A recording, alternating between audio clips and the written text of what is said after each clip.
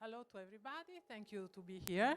I'm Griselda Guerrasio from Cinecittà, and I'm happy to see everybody here. Just a brief thanks to Casa Italiana Zerilli Marimò to host this round table. Thank you to all the talents that join us for Open Roads and for this event. And thanks to Istituto Italiano di Cultura at Lincoln Center that made all this possible. And I let Filippo Piscopo come on the stage to present all the. Thank you, Filippo.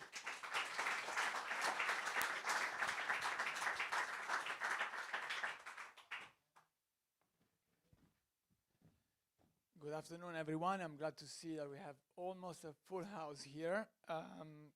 This is, as Griselda was introducing, the 22nd edition of the Open Roads retrospective in New York City. Some of you are familiar with this lineup. It's the edition every year strikes a balance between emerging filmmakers, and between commercial and independent fare and outrageous comedies and gripping dramas that are presented in the highly esteemed value of the Lincoln Center in New York City every year. So you have a great selection of Italian cinema coming to you. And we have here a selection of directors, actors that are joining us for this roundtable today at Casa Italiana. So I don't know about the composition of the audience today. What I'll do is I'll run the roundtable in English, and then I'll ask at least one question to each director after I present them and I introduce them. Every one of them has the choice of answering in Italian or in English, whatever is more convenient for them. And I would like to call them on stage at this point to so you can see their faces.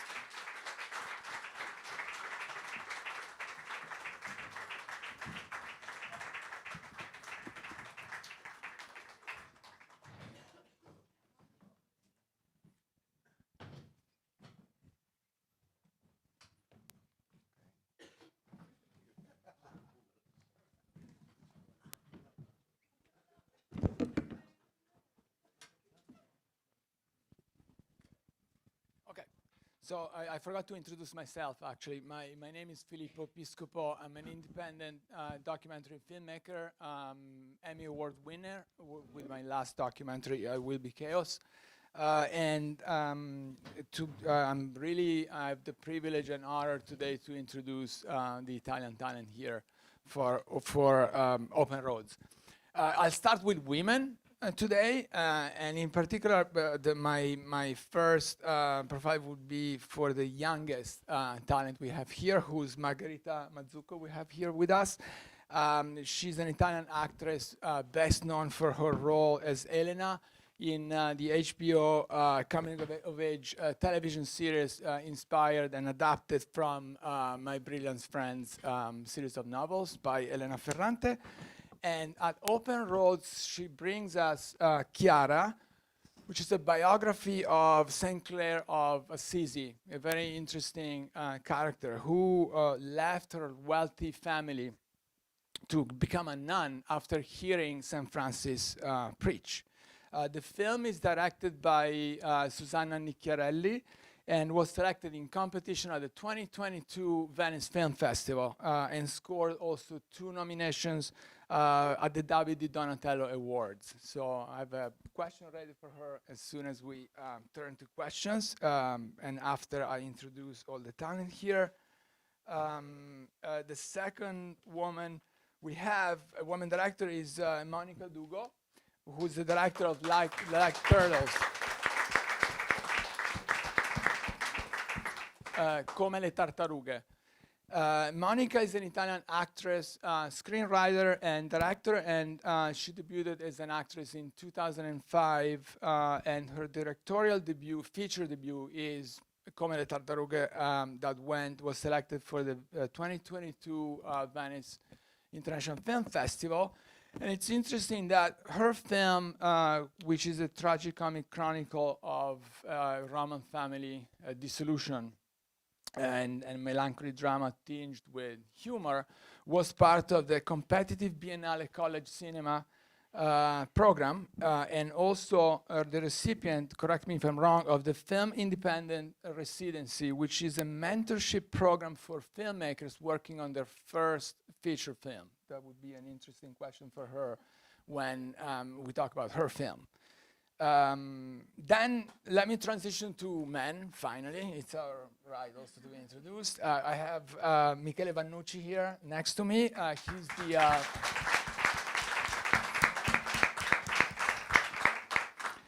Michele is the director of Delta, a very fascinating film taking place in an area of Italy that's rarely depicted in Italian films, which is the delta of the Po River in northern Italy. Michele is an Italian actor, director, and writer. He graduated in filmmaking at the Centro Sperimentale of Cinematografia in Rome in 2012. And his first feature film is Il più grande sogno, I Was a Dreamer, that was selected in 2016 at the Venice Film Festival and was also nominated for a Davide Di Donatello Award, which is, many of you are familiar with, the Italian version of the Oscars. Delta, it was, his second feature was very well received at the 2022 Locarno Film Festival in Switzerland, and depicts and captures the tensions rising between poachers, local fishermen, and environmental preservationists in the Po area, of the Delta Po area. Next we have an incredible actor, Tommaso Ragno, who's next to me on my right side.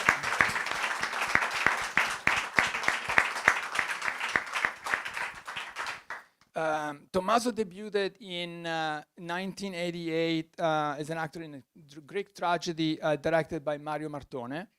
And since his 1997 debut in film, correct me if I'm wrong, Tommaso, he was the lead actor in films by esteemed directors such as Nanni Moretti, Papi Corsicato, all the way to Cannes Film Festival selection and award winner, Happy as Lazzaro of Alice Rohrwacher, who was also, as many of you probably know, nominated for an Oscar at this past edition of 2022 with Le Pupille.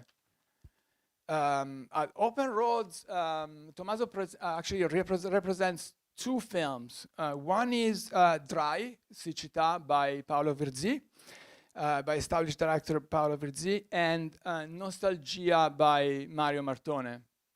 And two very impressive films, completely different films, where he interprets two completely different characters. This is probably my most likely question to him when we get to questions.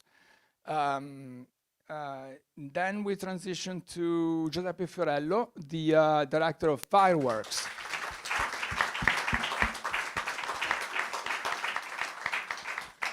The original title, let me know if I pronounce it right, is Stranizza da Muri. Okay, perfect. Okay, the fact of my father is Sicilian, so that helps.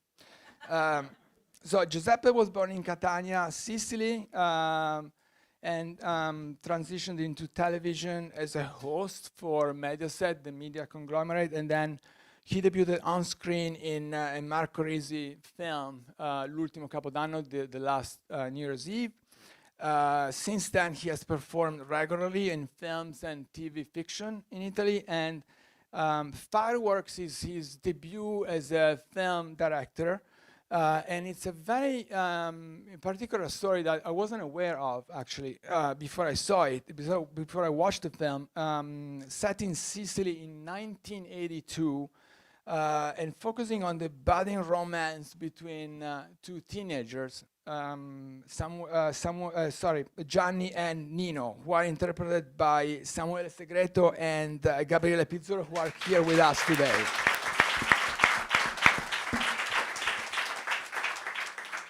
and their interpretation is way more important by the fact that their love is happening in an era hostile to their love in the Sicily of the time.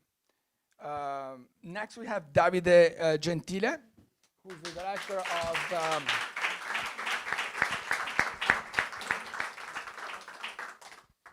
My Summer with the Shark, Denti da Squalo. Davide is a director, screenwriter, and film producer, and Denti da Squalo is his first feature length that's opening in Italy on June 8th. So you're watching here the anticipation of a film that's coming out shortly. His film is a surprising coming-of-age story in which the mysteries of youth and the oniric power of cinema intermingle to explore the inner self of a young man. Then from Rome, where he resides, we travel a little bit north to Tuscany to introduce Niccolò Falsetti.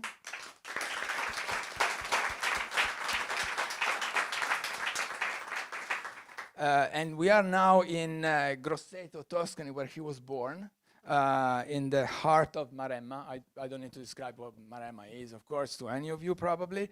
After graduation, he worked in Berlin and London, and he's now based in Rome, and he's part of a collective of authors, filmmakers creating documentaries, shorts, social issues campaigns, and web series called Zero. His experience as a director spans from fiction films all the way to commercials and music videos, and Margins is also his debut features, and it's a comedy that premiered at the 37th International Critics Weeks in Venice and won the Audience Award. The film also scored 2 nominations at the Davide Di Donatello Awards, and it's focusing on a punk band finding itself in a sticky situation in his charming and funny debut feature. Is set in Grosseto in 2008. So I really encourage you to see also his movie. It's a funny and interesting story about 3 bandmates. Okay, and he's also still member, let me know if this is updated, of PAGS, the street punk group where he plays with his dearest friends. It's too bad you don't have your instrument here. You could have played us.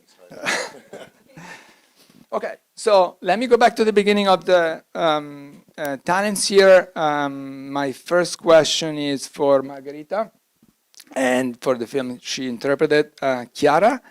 And when I saw the film, I was really struck by Chiara's revolutionary role as a person, a historic figure. And I was wondering what stayed with you of her character after you interpreted her in the film. Again, anyone feeling confident to answer in English, please do, or in Italian. We have the glorious translator here, Michael Moore.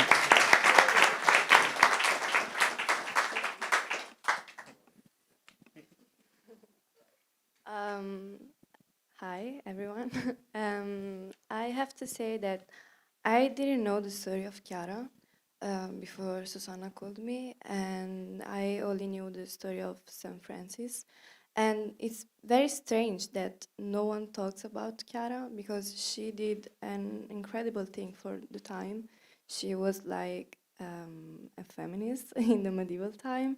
She did this incredible thing all by herself. And so I was, I really fell in love with this story when I read it, because she was like 18, I was 19, so I felt really near to her. And I think that she was really brave, and I don't know if I io non so se ci sarei riuscita alla sua età a fare una cosa del genere. She was really brave. She left her family, she left everything to follow Francesco, and she did an amazing thing. So that's it. And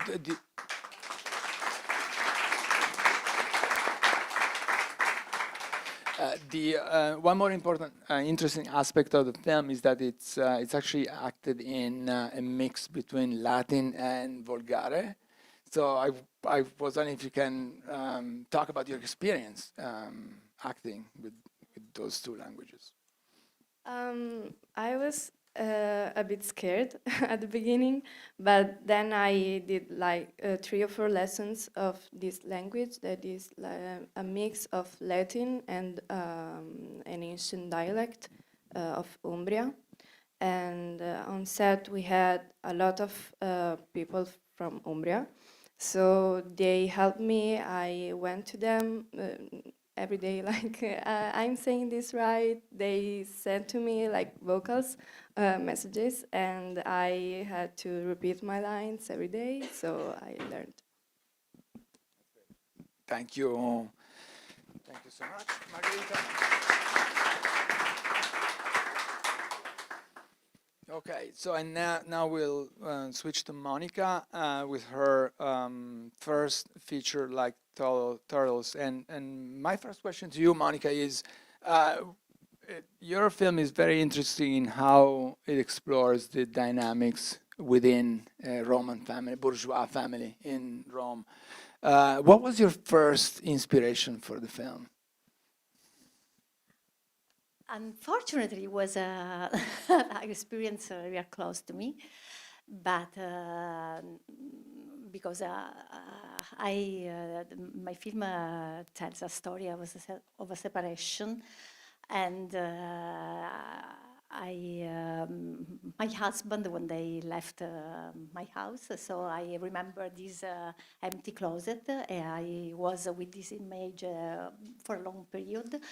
And this empty space was the first inspiration for the movie. I didn't sleep into the wardrobe. I never went really in the wardrobe, but the image touched me in a particular way, moved something inside me, and it starts from there.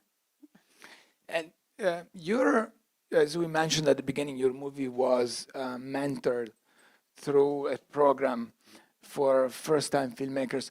Can you give us some details on how it worked? So you went there with your script, or you elaborated the script during the mentorship program? How did it work? No. The first application, my story was 3 lines. So a woman finds an empty closet, go to live inside it. This was my project. And then I had pictures, a sort of mood board, images, but written just 3 lines, the first application. The second, we arrived after workshop at a treatment, just a treatment, 4 pages, just a long treatment. The second stage was a long treatment, and then the script. It was a process for 1 year. So it's short for a movie, from the first idea to the real film edited 1 year. I wrote my first version on the screenplay in January, and in March I shot. So 2 months of preparation. So it's really pushing, but maybe it's a limit, maybe it's a challenge for creativity and for... Absolutely. But who were your mentors, Monica?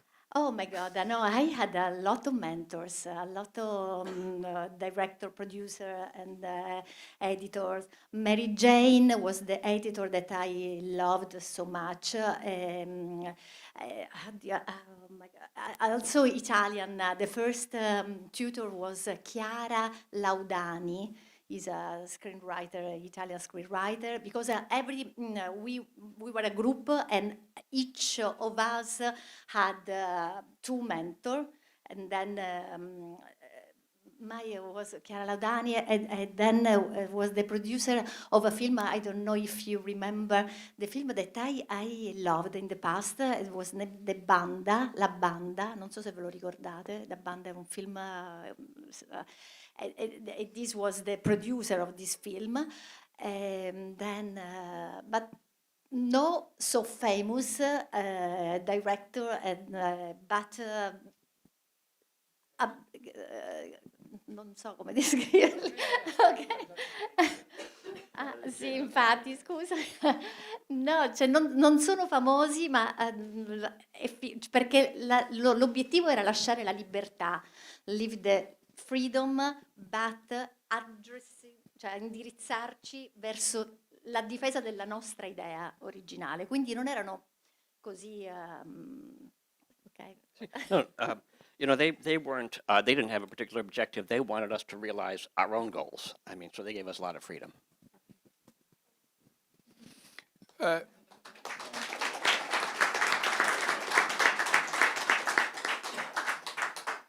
What was the most important element that you took away from that mentorship? Are you now a new director compared to what you were before the mentorship? Oh my God. No, vabbè, lo dico in italiano per me. Mi rendo conto che ero completamente, cioè, scevra, nel senso che tutto, cioè io ho sempre scritto, ma non ho mai scritto così tanto, cioè immaginandomi un'immagine, cioè un lungo film, un'immagine dopo l'altra, e mi ricordo degli esercizi meravigliosi che mi facevano mettere tutti i colori dei personaggi, cioè ogni personaggio aveva un colore e mi facevano vedere questi incastri dei personaggi. Se c'era troppo colore, troppo un colore, mi dicevano non va bene perché c'è sempre questo personaggio, sempre, e allora aggiungevo i colori, cioè, e quindi adesso mi immagino, anche quando scrivo adesso da sola, mi immagino i colori. Alcune volte prendo anche proprio le penne nel computer, mi metto i colori differenti e mi piace vedere, ecco, la prima immagine del mio film sono questi colori che si mischiano, che poi effettivamente poi ricreo nelle immagini che vorrò vedere. Cioè, sicuramente, cioè, la cosa che mi porto dietro è sicuramente una consapevolezza che un film non è soltanto la storia, non è soltanto il fatto, e la cosa appunto che mi bombardavano è soprattutto suscitare il sentimento. Quindi non tanto le immagini, non pensare soltanto alle immagini che vuoi mostrare, ma soprattutto all'emozione che vuoi dare con quelle immagini. I've always written, but I've never written quite so much in my life. And one of the things we did was we assigned a color to each character. And when, you know, we would do a chart of those colors and there was too much of one color, they would say, no, calm that down, add another color. And ever since then, whenever I'm writing, I sort of imagine colors and I sort of have them posted on my computer screen. In terms of, you know, what I took away from this was a greater awareness of that a film is not just a story, it's not just the facts, it's the feeling. This is what was conveyed to me, the feeling, not just images, it's the feeling that everything together conveys. Thank you.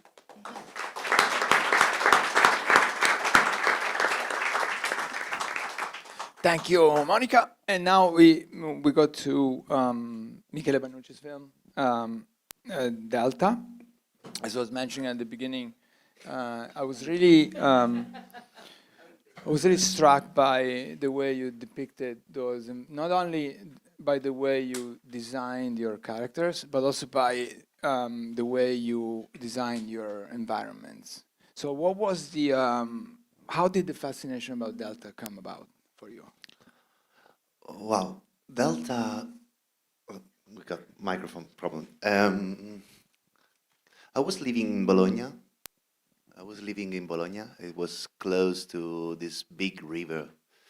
And during winter time everything was foggy and muddy. And I was wandering around the river one day and I was thinking, wow, this is not Italy. And so I started to think that maybe we have lost a landscape in the last years. That river was the main protagonist of Rossellini movie, Paisa, Antonioni movie. But like in the last 20 or 30 years, everyone forgot that river, and we just remind about that river only when it's floating or it's dry, you know, only for emergency stuff. But people live there and got a lot of, yeah, they feel like belonging to that river.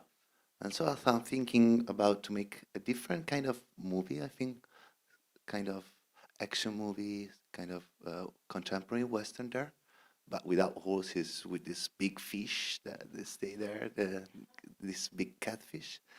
And that speaks about how it's hard to find empathy each other. That I think that it's one of the most problem that we got in all the Western country, how to face each other and try to understand what's the thinking and the mood of the people that we got in front of us. And so I was just living there. And then I went there to meet this poacher. They fish with this electric stuff. It was really, really bad. So I started to went there just to understand fish stuff. But after that, I just find that the environment association that I was following turned in something more violent.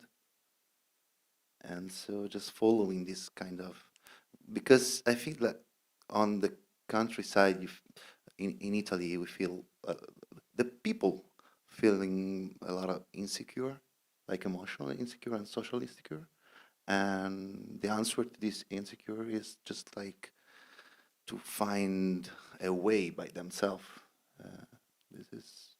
And sometimes they got army for this. And so I think that the movie is speaking about that. And what was very interesting that I read about your movie is also your process.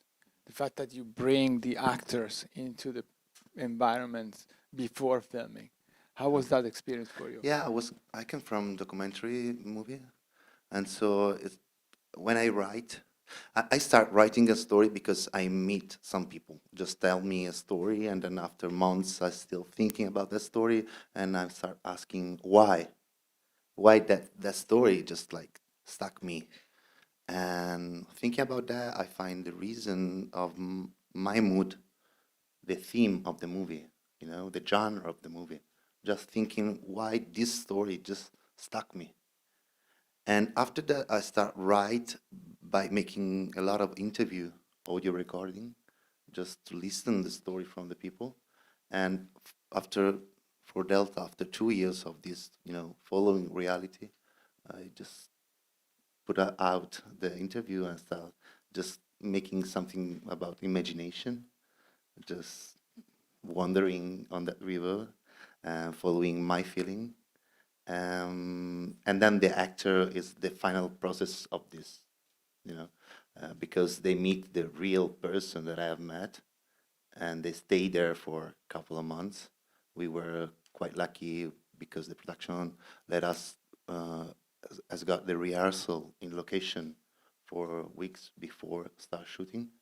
And so the actor can stay in the set and know better, because it's quite hard for me to imagine to enter in a room and just pretend that it's my house, that it's my place, You need some time to know the reality. And so after that, I start shoot. And I could tell, especially when I saw the scene of the interaction inside the environmental organization, one of the first, that actually it's very close to cinema verite documentary style. Yeah, actually, that scene, Luigi Locascio was, he came from Sicily, and the story is set in the north. I was quite afraid about that because it was the first time that I started playing in a different dialect than Sicilian one.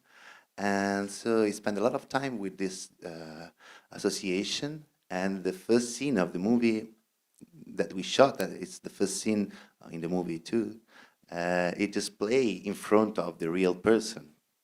So it was really strange that day, because he tried to be the people he's got in front of him.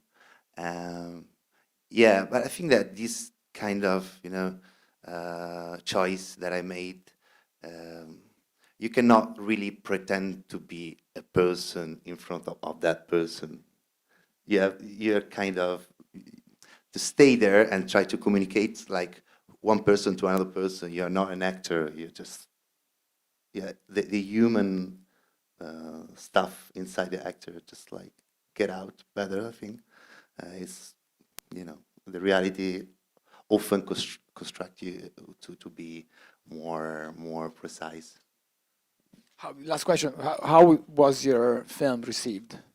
Locarno and after? Yeah, I was just saying to you that it was just like from August, it's always like I've been to South Korea and the States and Israel. It's a story about two communities that facing each other, try not to enter in this big conflict. When you go, in place like South Korea or Israel, and it speaks about how it's hard to empathize with other people that you got in front of you. It's really, really interesting because in every country, I feel like this problem about the rage and violence is something that is going worldwide. But in every country you go, you find that it's, different. It's different. And so, yeah, it was good. It was Piazza Grande, Locarno is wonderful. In Italy it was good. And tomorrow they will be here, 2:30, so come.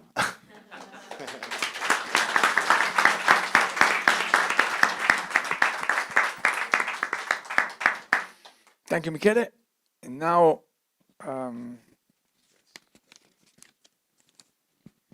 I switched to Tommaso with what was very interesting to me when I saw the two movies where you acted on, that you have two completely different characters in them. One is a wise guy, former boyhood friend, and the second one is an influencer. So that shows your your talent in interpreting roles that are completely different from each other. How was your experience in the two roles, and how do you compare the two of them? Actually, I'm not able to speak about the acting process because I mean, when I was younger, I was very much interested in acting process. How do actors prepare, and so, and when you see great actors, I mean, you in America, but also in Italy, everywhere there are great actors, and you think it's better to give up because you can't compare to this. But it depends really from. Now I'm going to answer to you why it's not easy for me. But because it depends, first of all, from the director for what has to do with movies, because in theater it's totally different. So in movies like that, I had the possibility to have Paolo Virzì and Mario Martone, which are really great filmmakers. So you are somehow already, you feel also comfortable with them because they know how to create an environment for an actor. So this is because I'm not able to say what I did, because I prefer not to know it. I hear them a lot, and I spend a lot of time with them, and then when I'm on set, I just give what they ask. But for what has to do with the influencer during the pandemic, this I was telling also yesterday in Lincoln Center Theater, I was asked from fellow actors and performers to do together with other people reading or entertainment through social media. And because I knew was getting bad, really bad with the pandemic, I decided to not get things worse, to do nothing, to stay just stop, no social media reading, nothing.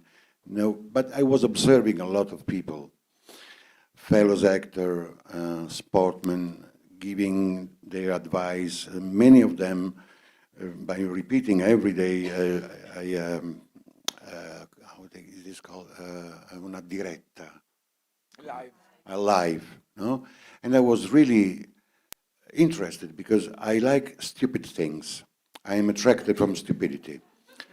From no, but I'm sure there is much more material for me, at least. That I'm speaking about myself. I don't want to make big statements, but somehow I'm much more interested because an actor is somebody also stupid, and the more stupid it is, and the more free it is, because when you have not fear to be awkward, you can have much more courage to do things you don't expect to do on stage, I mean. But during the pandemic, this was like the other pandemic. To became somehow, encourage people say stupid things. Because then the result, we know the outcome, what was. And so when they gave me this role, I had the possibility to do what I was not doing during the pandemic. So I was doing on set, and I was paid to do that. And this is just to say something, because I could go on and to hear my voice, which I love. And because this is an actor, mostly, and for this occasion, for this movie, this I was using. And the possibility to play an actor who is not working on stage is the best thing you can do, because it can get worse. Because when an actor is not on stage, he doesn't exist. So I could go on. If you want to stop me and then ask me something, I will do it. Because if not, I lose myself in my sound, And Tommaso, for the let second me ask you role, something. yeah. And I don't want to. I don't mean to stop you. No. Stop me, please, because I can go on. What stayed with you of the characters you interpreted after the film, after you being an actor? Before, after, during, always stays with me. No, I don't pretend to be better than the role I play, because, no, not at all. What you asked me this? No. I asked you what stayed with you, cosa ti è rimasto dell'interpretazione dei due ruoli? Cioè, che elementi ti sono rimasti? Se c'è qualcosa che ti è rimasto dopo l'interpretazione. I don't know. Maybe I don't know. I feel lucky enough to have done 2 movies and to be here today in New York to present this, because this is also, it's what remains. What remains actually. I have always, with this work, with this job, a way out, an escape, instead to stay too much in reality, because it's it's so groovy, and so it's better to play, because it's so boring to live that the best way to avoid this boredom is not to bore other people by playing, but at least this remains. I hope it go on. And for the second role, you want to know something? I don't know. Anyway, because I was working with a great actor, really great actor, which is Francesco Favino, which is not only a great actor, but also a linguistic genius. And this means that we were playing in Naples. I'm not Neapolitan, and he's not Neapolitan. And we were, and his role was very, very, very difficult. And this occasion was a pleasure to play with such a great actor, because it was a challenge for me. And I didn't know, and I can say in the process, just because it comes in my mind now, even though I did my homework, I found in that very moment when we started to shoot and to play, that to have fear was a great sparkling light, you know? To have fear, to be caught in the act of acting, you know? Because you can't fake in that. There are some roles where you can't fake, and this was one of these roles where you can't fake. And so what can I say? My work, it depends very much from the relationship with other people. And very often I get the best inspiration from not only the director, but also maybe from dall'elettricista or dall'assistente. And because in that moment I was so vulnerable, and this is very important, maybe it's the most important thing I bring with me. You're very, very vulnerable. You get stronger also somehow. I don't know why, because you have fear, and this fear you have to play. You're not scared, of course, or when you are embarrassed and you feel embarrassment, and at the same time you show you're not embarrassed, and this is a great challenge because, yeah, I don't know. But your role stayed with me, for sure. Of course. Otherwise, I wouldn't be here. Yeah. So, thank you so much. No, thank you to you.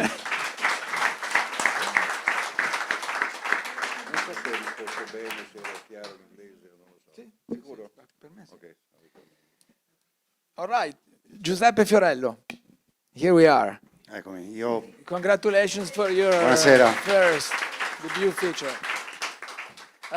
Io ti parlo in italiano. E io ti faccio le domande in italiano, allora. Sì. Perfetto. Grazie. Allora, cosa ti ha portato ad affrontare una tematica come quella che hai affrontato nel tuo film? Un film coraggioso, che racconta una storia importante.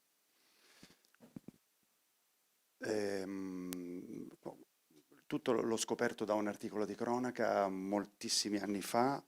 Repubblica celebrava il trentennale, i 30 anni dal ritrovamento dei corpi di quei 2 ragazzi di Giarre, e quell'articolo di Repubblica mi colpì moltissimo. Mi scattò quasi come un senso di colpa, perché non ne sapevo nulla. Nel 1980 io ero molto piccolo, molto giovane per sapere di quel delitto. Quindi ritagliai quell'articolo, lo posai in un cassetto e dentro di me, promettendo a quei 2 ragazzi, a me così, promettendomi di raccontarla quella storia un giorno. Passarono molti anni, sono passati tanti anni, da quel giorno all'inizio delle riprese. È stato un processo molto lungo, anche di scrittura, perché è stato, insomma, un percorso molto delicato. Dovevo capire come raccontare un delitto che non portava mai a una verità, e quindi non c'era un colpevole, non c'erano indagini, non c'era un processo, quindi non potevo fare un racconto di genere, investigativo ad esempio, no? Quindi più che un film tematico, a quel punto ho deciso di affidarmi più alla poetica che alla tematica, quindi ho immaginato un'estate d'amore tra 2 ragazzi in Sicilia. Michael. The question was, what led you to take on this subject matter? And the answer, I came across a news story in La Repubblica, which was talking about, it had been 30 years since the bodies of the 2 boys were found in Giarre. And I felt guilty myself that, back in the 80s, I was still a kid, and so I didn't know anything about it. So I cut out that story, put it in a drawer, and then many years later, I started to tell the story, between the writing, filming, editing, etc. I think it was a very delicate story to tell. The crime that happened never led to any truth. No one was found guilty, there was no investigation, and there was no trial. So rather than do a sort of a detective-style film, an investigative film, I decided to trust myself in the poetry of those 2 boys and imagine a summer of love.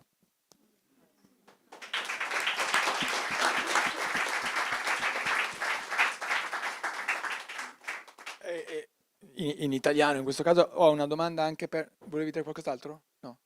No, visto che no. No, va bene così, per me va bene così. Perfetto. Cioè, se volete... Come dice signora, scusi? Ne parlarono tanto di questa cosa quando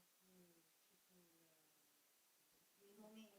Nel 1900, sì, certo, ne parlarono tanto e diciamo che... Questa cosa me la ricordo bene perché mia mamma è siciliana. Ok, Ed è vicino a Giorgio. ok. Quindi questa cosa in casa Se ne parlò, sì, certo.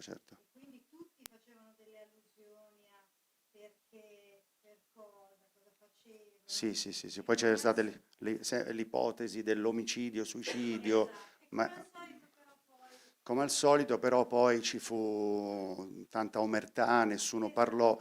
Però vorrei dire che questa non è una storia siciliana, purtroppo, nel senso che è una storia universale, purtroppo, e questi sono due ragazzi della provincia del mondo, cioè, della provincia americana, francese, e i ragazzi che come Tony e Giorgio nell'80 muoiono per discriminazione, li viviamo ancora oggi.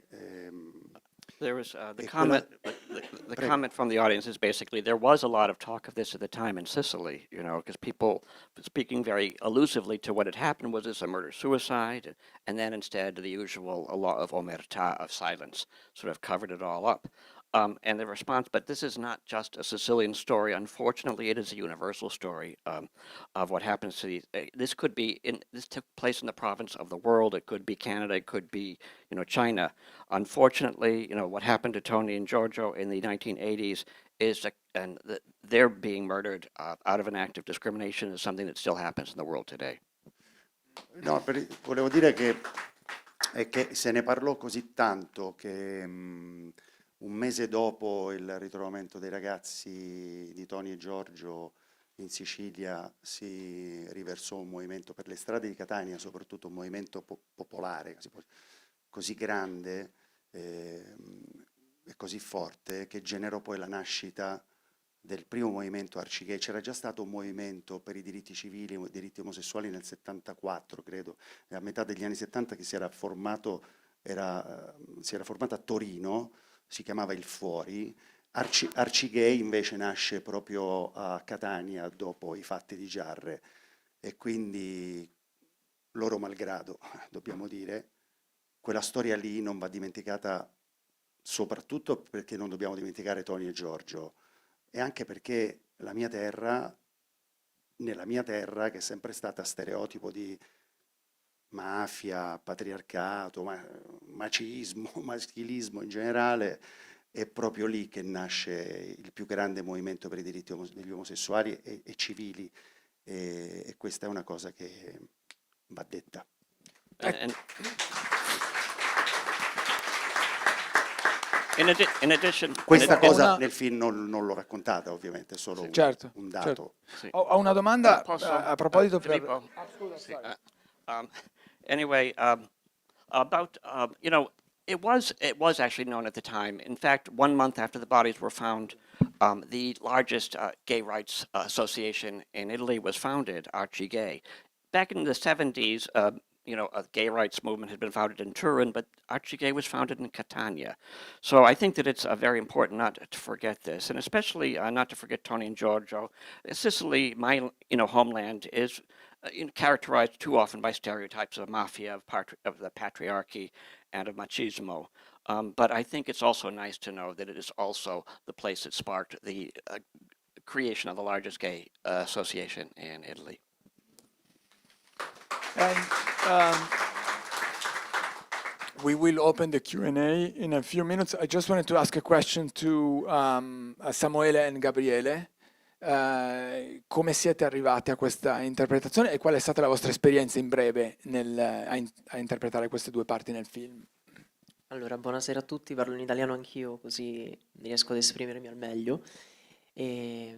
Allora, no, dopo il provino inizio a studiare quanto accaduto a Giarre nell'80 con fatti di cronaca, con giornali anch'io appunto, e inizio a documentarmi tanto su questa storia. Una volta che mi è stato detto che avrei dovuto partecipare a questo film, è iniziato un periodo di preparazione con Beppe e quindi no, nel personaggio ho portato tanti aspetti che sono presenti anche nel mio essere e tanti altri invece li abbiamo dovuti costruire insieme, partendo dal dialetto che non è il mio dialetto di provenienza, diciamo, e fino ad arrivare a costruire una forza e un coraggio che magari non è parte di me e che invece il personaggio richiedeva. Quindi è stato un lavoro abbastanza faticoso, ma accompagnato da grandi professionisti. I, no, after I auditioned for the role, I sort of studied what had happened. I looked at newspaper accounts of what had happened in Jade. I documented myself, and I prepared together with the director. I brought into the character many aspects of myself, but there were other things instead that I had to construct together with Beppe, including the dialect, which is not my own home dialect. And it was through this sort of collaborative process that we were able to create a strong and courageous character, and I wouldn't say that those are characteristics of me, but they're definitely things that the character required.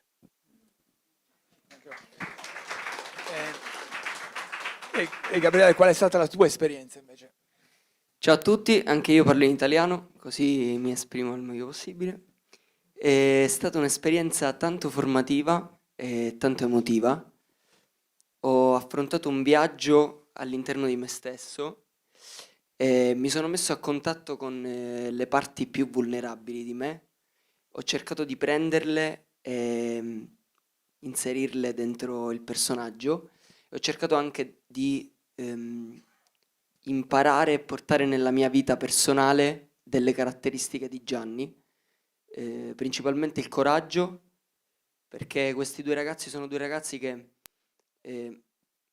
nel caso di Gianni, con una vita molto difficile, anche all'interno delle mura di casa, che ha un bellissimo rapporto con la madre che lo ama tanto, ma che per ignoranza e paura, provando a proteggerlo, invece lo distrugge. E lui, nonostante ciò, è tanto coraggioso e continua ad andare avanti per l'amore fino a morire per quello. E quindi da lui ho cercato di imparare e prendere questo coraggio. E tutto ciò è stato possibile grazie alle meravigliose persone che c'erano durante le riprese e anche fuori. Questa è una cosa bellissima. Io sono un ragazzino e non ho avuto ancora tantissime esperienze, ma parlando con tutti i miei colleghi mi sento spesso dire che è una cosa rara trovare delle persone con cui continui ad avere il rapporto anche fuori il set in maniera così familiare, con così tanto amore.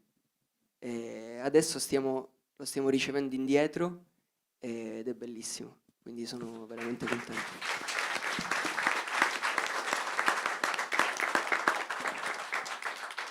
For me, performing in this film was an educational and an emotional experience. It was also a journey inside myself. I had to sort of explore the most vulnerable parts of me in order to put that into the character.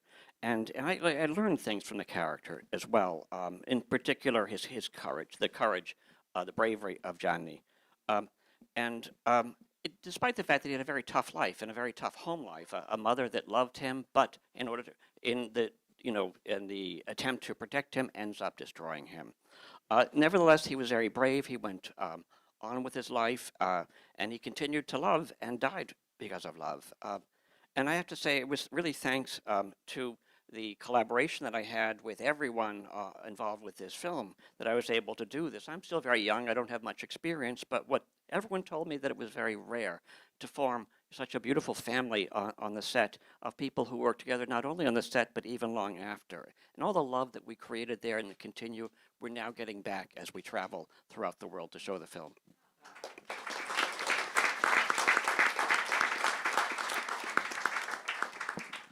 Thank you so much. Thank you. I have a question for Niccolò and Davide. Now about their films. What sounds very interesting is the fact that both your films start from a small macrocosm, but they tell universal stories. What can you say about that related to your films? Hello, everyone. Thank you for inviting me today. Complicated question.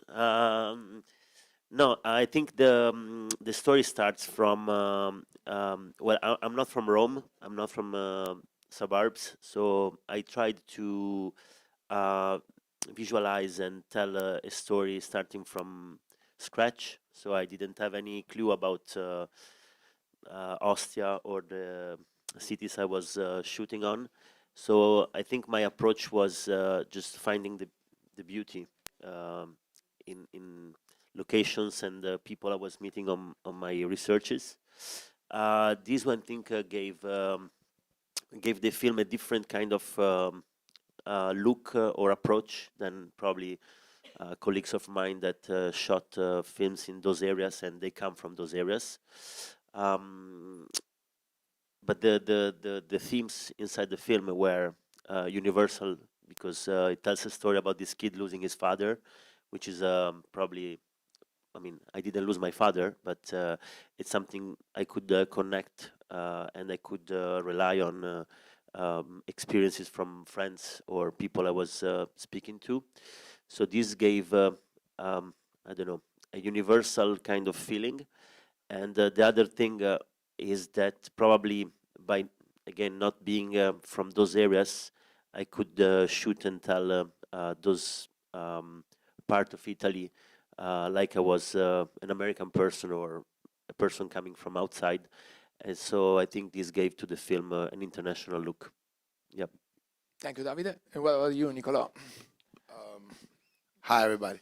I think the smallest you're able to watch things, and the biggest you find volumes of conflict and stories about the conflict, right?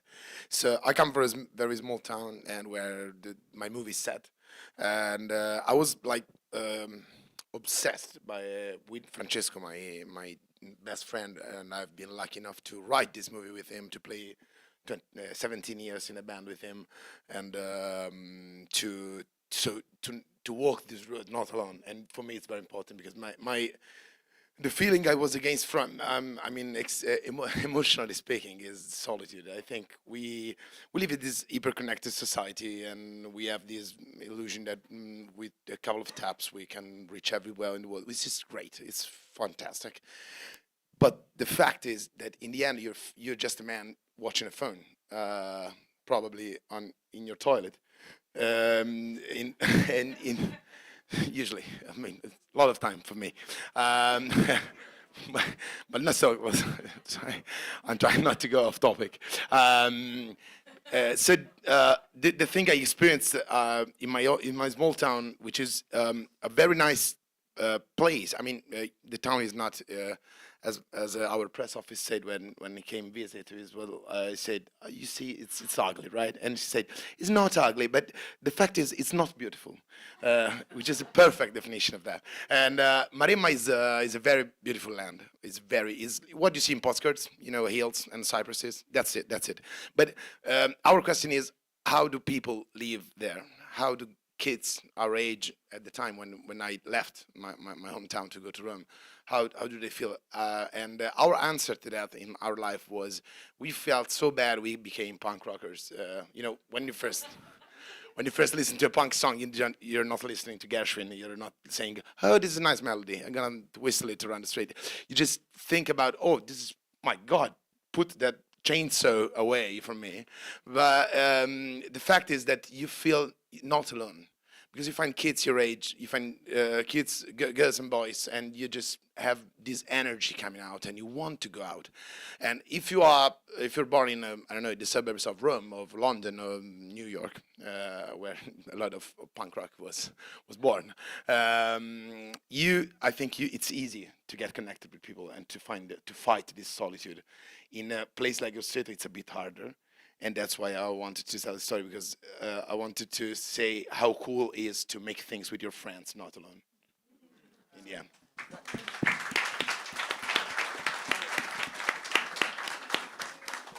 Right, guys, we finally open to the Q&A with the audience right now. Any questions you may have?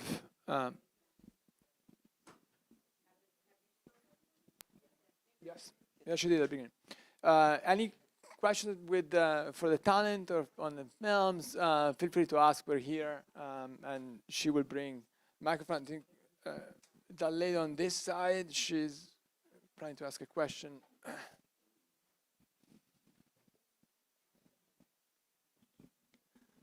Congratulations. You're all a very noted speaker, and it's nice to, this is my first time to attend like an Italian film discussion, and you're all very good.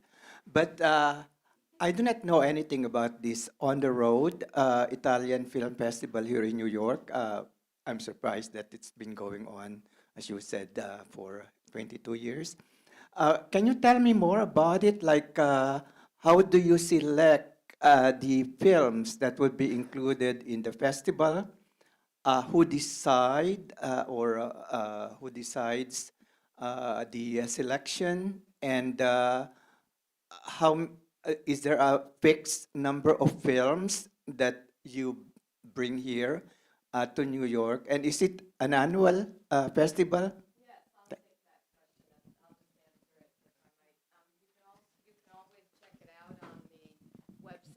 For Lincoln Center, Films at Lincoln Center. They feature all of the films. The series is called Open Roads, New Italian Cinema. It's been in New York at Lincoln Center's Walter Reed Theater for 22 years. Apologies that you hadn't heard about it, but we're so glad you have now. And this year it started June 1st and it'll go on through June 8th. And it usually is the first week in June each year. Casa Zerilli Marimo is a lovely host of ours, and each year we try to bring students and talent and people from the community together to learn more about the series with the actors and filmmakers involved. Thank you so much.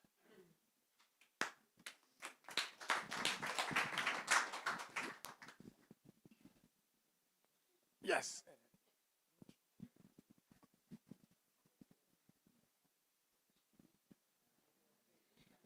Ciao, innanzitutto thank you all for being here today. I have a question for Giuseppe. I was wondering if you contacted the families of the two boys before starting the process of writing, and if you needed some permission or what because it's an interpretation of the love story in between, which is beautiful and, as you say, very poetic.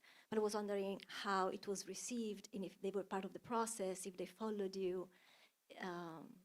That's my question. Michael?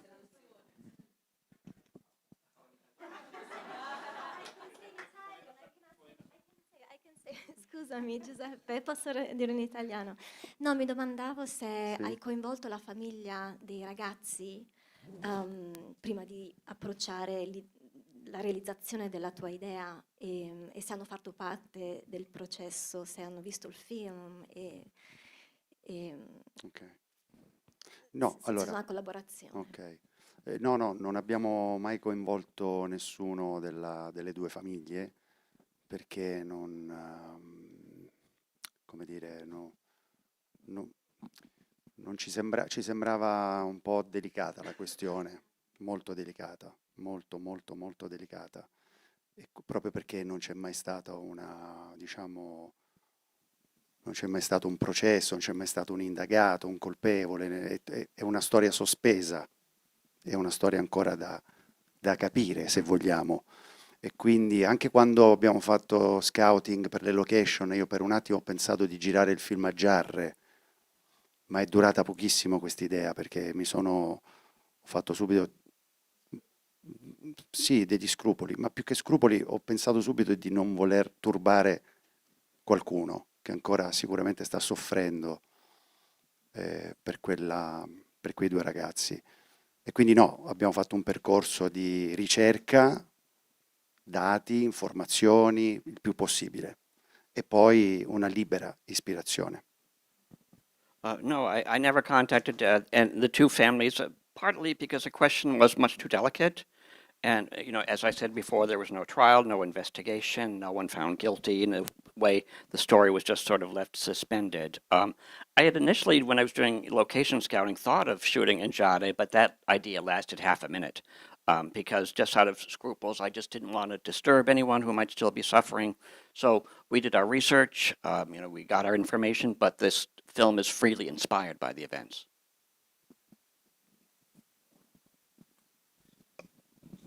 Prima di tutto grazie, perché questa è una serata stupenda, siamo onorati noi italiani che siamo qui da tanto tempo di avervi qui, ritoccare con mano, ascoltare le voci e le interpretazioni di questi grandi artisti, registi. Grazie, grazie, grazie. Grazie. E poi I'll translate in English as well, so off duty.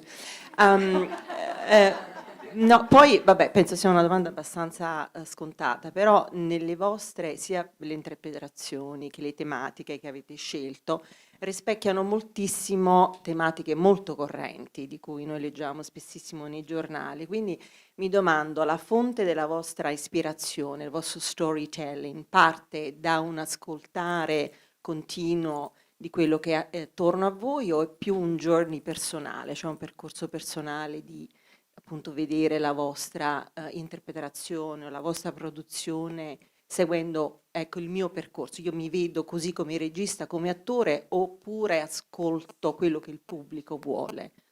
Briefly in English. Okay. First of all, thank you. That's mine. Sorry. Okay. Okay. So super quick. I was just. It's your bracelets. Okay. Thank you so much. We are honored to have you all here. This is such an incredible pleasure and honor as Italians to have you all here. So my quick question was, what is the source of your inspiration? So for your storytelling, is a personal journey the result of a personal journey, or is more listening to the new public trends, new current trends, etc.? Thank you so much. Well, speaking for myself, I'm not a screenwriter. I'm just a filmmaker. So I had to look for a story outside of me because, well, they proposed me, my producers. So I think in this case, the secret is to find one element inside the story or inside the character that touches you. And then from that, you can build the story, or build the work. But yeah. This is my personal view on things. Yeah. Yes. Davide Gentile, My Summer with the Shark, or Denti da Squalo in Italian.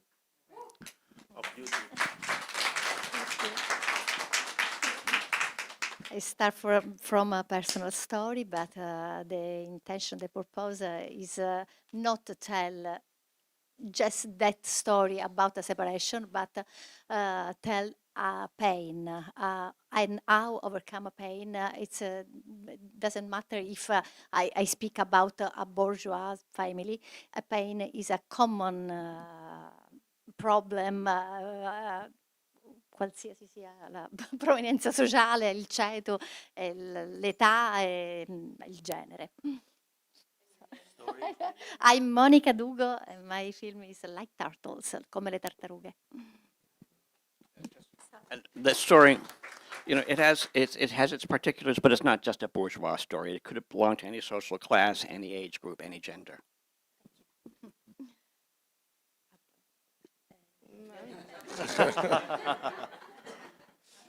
I think to find ideas, you have to. As I was saying before, I'm not able to work alone. So I'm not just this cliche of a standalone writer in this moonlight windows playing smoking cigarettes.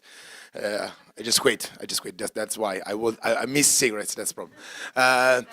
But the fact is, I need to speak with others, and I need to talk about the the content, the idea where they come from the themes, and so it's like I got a reading maybe from I don't know, a social essay or another novel, and it doesn't talk. If you read that novel and then read maybe the first lines I write doesn't even fit, but that's because it's something in there. Like as I said, is if you want to make a movie about how cool it is to play in a band, it means a lot of things. It really means a lot of things, and but when you start writing it, and then for me, I start sitting on the chair in the first day where an unknown person is gonna watch it.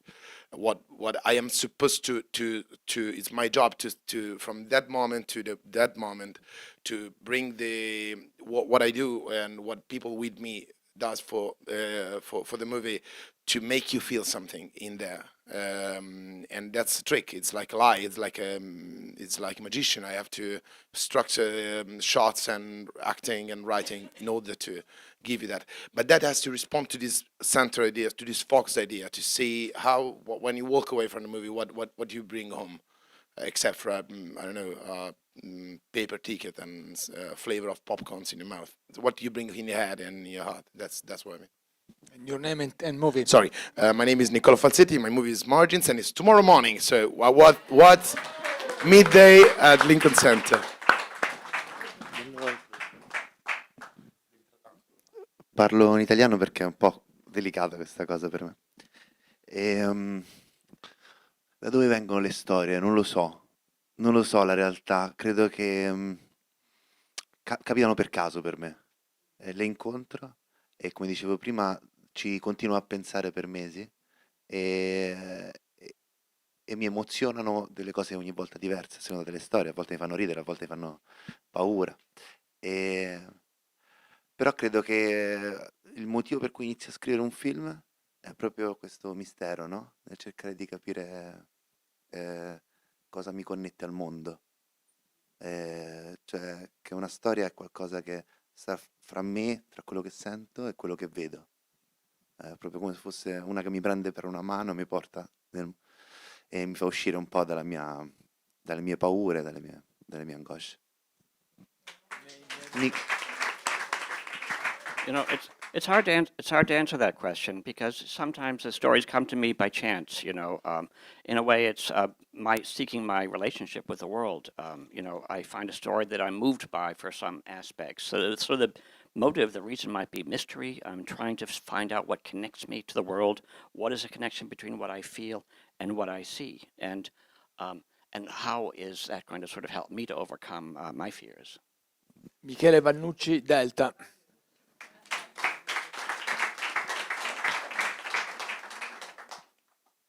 Shall I answer? Okay. No. Yeah. No. I give a try. This morning, I was at the MoMA and I was seeing the exhibition brand new from Georgia O'Keeffe, and there is a quote from Georgia O'Keeffe on the wall before the exhibition, and it says, "To see takes time." Cioè per vedere, il vedere richiede tempo. No? And then it comes in my mind now to answer you, not only as an actor, but also as a viewer.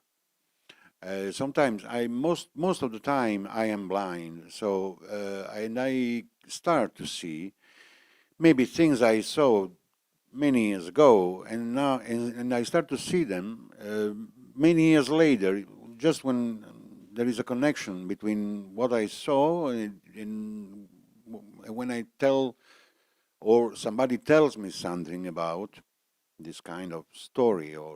But I would not speak not only about the story, because also trials are full of stories, also newspapers are full of story, but the way in which, the style in which this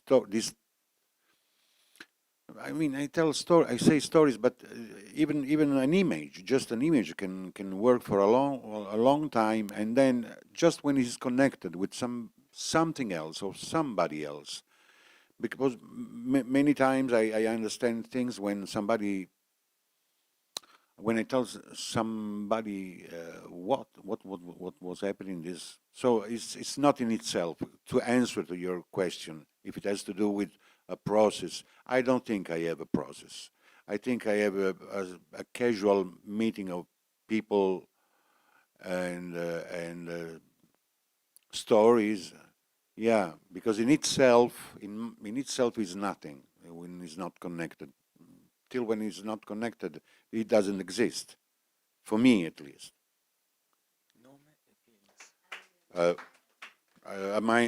name is Tommaso Ragno. I am an actor, a terrible actor. Just because he was telling I'm an incredible, terrible actor. So just.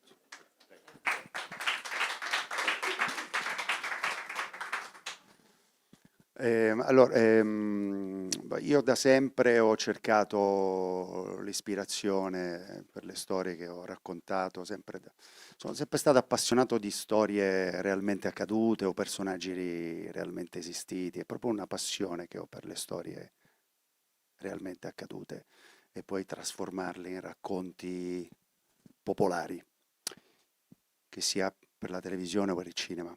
Questa è sempre stata una mia passione. Se poi quelle storie hanno bisogno di visibilità e in qualche modo hanno bisogno anche di essere conosciute dal mondo, allora io penso che il nostro mestiere possa fare tanto, a volte più della politica, perché il nostro è un mestiere che si avvale dell'empatia e quindi la politica l'empatia non ce l'ha molto spesso e quindi noi possiamo fare molto, possiamo smuovere le coscienze, possiamo ridare giustizia a delle persone. Personalmente mi sono capitati un paio di casi in cui i film che ho raccontato hanno smosso, hanno ispirato la politica, ad esempio I fantasmi di Portopalo raccontava una storia di una nave affondata nel Mediterraneo al largo di Portopalo, ma quei ragazzi cingalesi che erano affondati nel Mediterraneo rimasero lì e nessuno disse nulla, soltanto un pescatore disse la verità di quei morti. E io sono affascinato da queste storie, da questi piccoli eroi quotidiani e li racconto.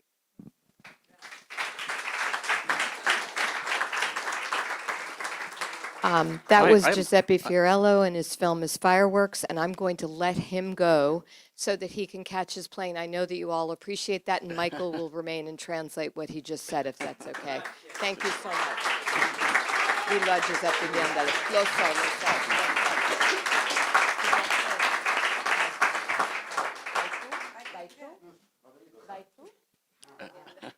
Anyway, so. Okay, yeah. Anyway. Ah, ok, allora vi saluto, vi ringrazio. Devo tornare a Roma perché ho l'esame di maturità, ma grazie per essere stati con me.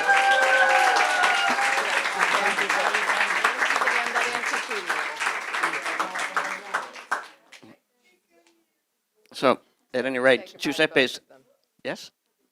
Shall I? Vado avanti? Yeah. Anyway, his answer, I'm always inspired by true stories, by true people, things that really happened, and I have a passion for these. And I have a passion for turning them into stories for the television or for cinema. Because I think stories like these need visibility, they need to be known to the world, and I think that our profession can do a lot more than politics can to create empathy, for which, politics does not create empathy. And in a couple of cases of films that I've made, actually, we were able to really bring justice. We were able to inspire sort of the wheels of justice to move in ways. For example, era Portoguaro, hai detto? Portoparo, for example, there was a ship of immigrants that sank and everyone was ignoring it. It was only thanks to one fisherman that the truth came out. And that was something where the film we made actually drew it to light what had happened.